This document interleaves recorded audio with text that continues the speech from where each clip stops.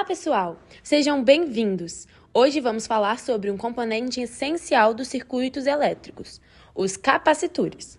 Eles têm a função de acumular cargas elétricas e, consequentemente, energia.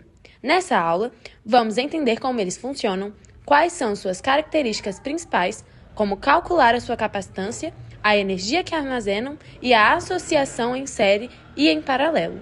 Antes de nos aprofundarmos nas fórmulas, vamos ver onde os capacitores aparecem no nosso dia a dia. Você já reparou no flash de uma câmera fotográfica?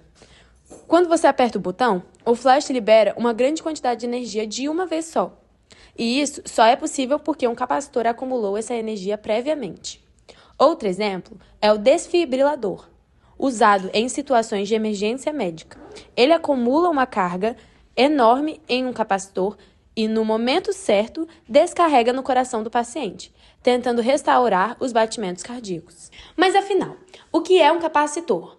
De forma bem simples, um capacitor é formado por duas placas condutoras, separadas por um material isolante que chamamos de dielétrico.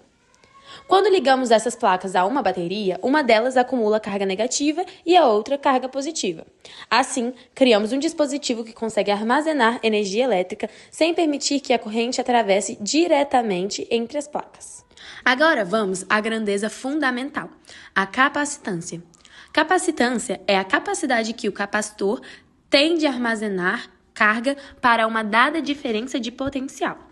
Sua fórmula é capacitância igual a carga acumulada dividida pela tensão elétrica. A unidade é o farad, mas na prática usamos valores menores, como microfarad e nanofarad, porque um farad é enorme.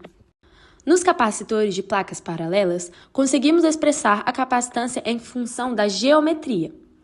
A capacitância é igual a permissividade elétrica do dielétrico vezes a área das placas dividido pela distância entre as placas. Assim, podemos concluir: quanto maior a área, maior a capacitância. Quanto menor a distância, maior a capacitância. E claro, o material entre as placas também influencia diretamente esse valor. O material colocado entre as placas, chamado de dielétrico, é sempre um isolante, como ar, papel, cerâmica ou plástico.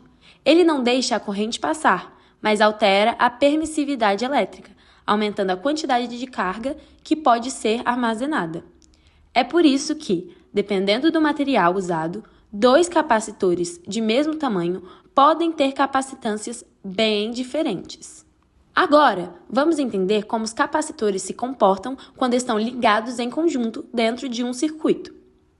Agora vamos começar com a primeira forma de associação em série.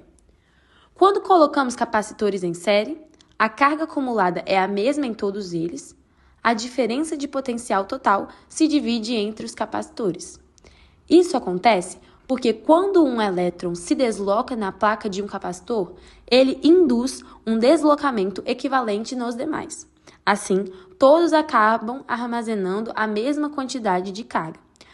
Matematicamente, a capacitância equivalente em série é 1 dividido pelo capacitor equivalente é igual a 1 dividido por capacitor 1 mais 1 dividido por capacitador 2 e assim por diante. Note que essa regra é parecida com a dos resistores em paralelo.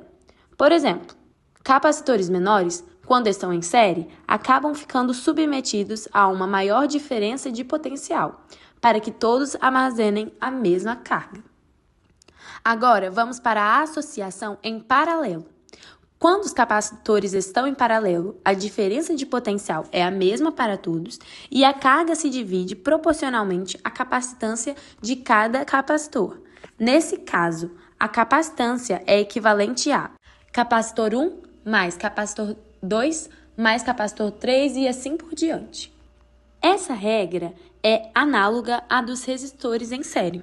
Isso acontece porque, no paralelo, todos os capacitores estão conectados diretamente entre os mesmos pontos do circuito. Logo, todos recebem a mesma tensão. Então, é isso, gente. Muito obrigada pela atenção.